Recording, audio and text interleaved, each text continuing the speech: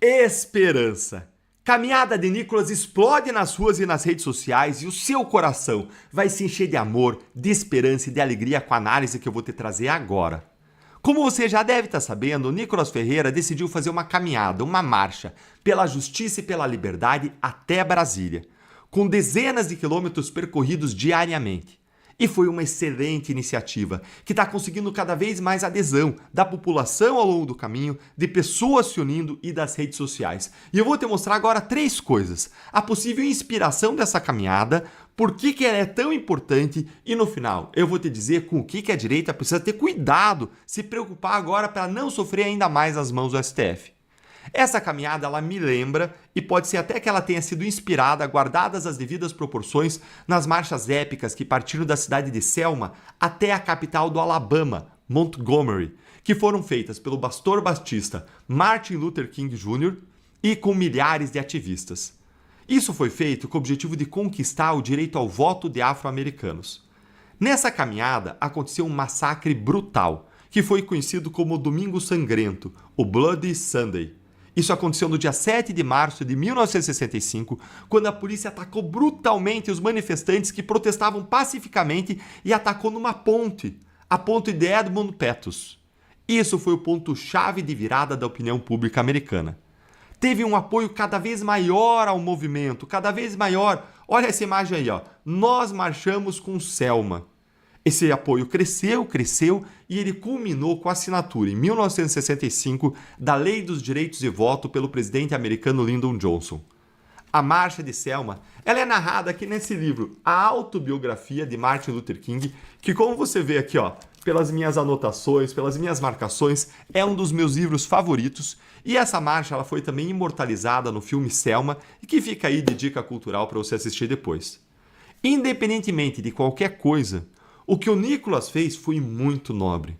Ele tomou uma decisão pessoal de fazer algo no meio de um cenário de terra arrasada, de devastação total, em que todos nós nos sentimos impotentes, se recusando a desistir, se recusando a deixar para lá, se recusando a se omitir. E o apoio da população que ele vem encontrando é uma prova de como que essa atitude ressoou bem nas pessoas. Pessoas que encontram eles para oferecer comida, para oferecer abrigo, para oferecer apoio, buzinando, aplaudindo, caminhando junto o trecho, pessoas que se uniram e que buscam também uma luz de esperança, que buscam quem se levante dizendo: eu decidi não desistir e eu vou seguir lutando mesmo em meio às adversidades. Mas a iniciativa da caminhada, ela tem um outro mérito. Nicolas está mostrando para a população, a partir do exemplo, que é possível nós irmos para as ruas de novo. É possível sim nós protestarmos. É possível sim nós manifestarmos, sem medo das prisões arbitrárias, das condenações injustas, de penas excessivas. Ou, talvez, ele está dizendo que é possível fazer tudo isso apesar do medo. Porque em um país autoritário, o que vale não é a letra da lei, mas é a vontade dos poderosos. Desde o dia 8 de janeiro, nós temos visto que a população tem ficado cada vez mais tímida quando o assunto são as manifestações de rua. Apesar de Bolsonaro ser ainda o grande nome da política que consegue arrastar um grande número de pessoas para as ruas, enquanto Lula patina, fracassa tentando fazer a mesma coisa, mas mesmo o Bolsonaro, com toda a sua força, que é muito maior do que Lula, com a máquina na mão, mesmo com o Bolsonaro, as pessoas simplesmente pararam de ir às ruas em grande medida como iam antes. Lembra como a gente ia nos grandes protestos de 2015, 2016, milhões de pessoas nas ruas, e o medo hoje do Supremo, dos abusos, das arbitrariedades é um desses motivos. Então, também por esse aspecto, essa caminhada é extremamente positiva, principalmente se ela crescer e atingir um número expressivo de pessoas cada vez maior. Ela vai mostrar para muita gente que ainda é possível ir para as ruas, lutar pela verdade, pela justiça e pelas nossas liberdades. E antes de te mostrar qual que é a coisa que nós devemos ter cuidado nessa marcha, eu quero te perguntar: isso enche o seu coração de esperança como enche o meu? Se sim, eu quero agradecer por você fazer parte dessa comunidade, que de diferentes formas, compartilhando conteúdos, falando alto, erguendo a nossa voz conjunta, fazendo esse conteúdo chegar mais longe todos os dias, nós também erguemos a nossa voz dizendo: nós não vamos desistir. Nós seguiremos lutando por verdade, por justiça e por liberdade. Obrigado por fazer parte dessa comunidade, desse canal, por sempre deixar o seu like, fazer a nossa voz conjunta chegar mais longe. Isso faz com que essa mensagem chegue mais longe, isso nos dá força, isso nos reenergiza, isso nos sustenta uns aos outros e nos redetermina a nós não desistirmos de lutar no nosso país. E para fechar, uma coisa que nós precisamos ficar de olho nessa caminhada pela justiça é nos movimentos de Moraes e do STF. Vocês lembram quando alguns deputados e senadores foram acampar lá na frente do Supremo, de modo absolutamente pacífico, ordeiro, sem qualquer perturbação da paz, da violência, sem cometer nenhum crime? Vocês lembram o que aconteceu?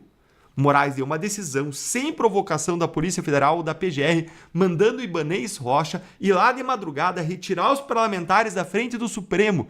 E o governador do Distrito Federal cumpriu, como se ele fosse um mero ajudante de ordens, um oficial de justiça subordinado a Moraes e não um governador. Uma cena absolutamente constrangedora, patética, humilhante. Você lembra de quando o senador Flávio Bolsonaro chamou uma vigília de oração na frente da casa do Bolsonaro? Moraes transformou ela num atentado contra a democracia. Ou seja, nós sabemos que os ministros, especialmente Moraes, gostam de taxar qualquer tipo de manifestação da direita como terrorista, golpista, fascista, não importa quão pacífica e legítima ela seja. Então nós vamos aguardar com cuidado. E vamos observar se Moraes vai tomar alguma providência a respeito dessa marcha que se aproxima cada dia mais de Brasília.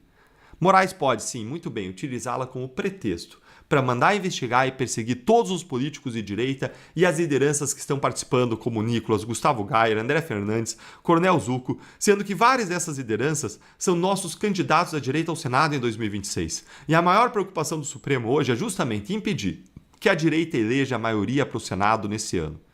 Seria a oportunidade perfeita para o Moraes perseguir todo mundo, buscando caçar mandatos, condenar a inelegibilidade. Então vamos ficar atentos, mas sobretudo não vamos nos curvar.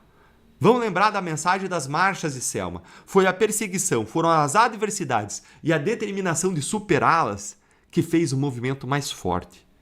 E é assim que nós precisamos agir, com dedicação, com trabalho, com estratégia e, sobretudo, com perseverança diante das dificuldades nas nossas vidas e na vida do nosso país. A direita precisa reagir democraticamente, resistir, seguir em frente, erguer a cabeça e seguir lutando caso isso aconteça.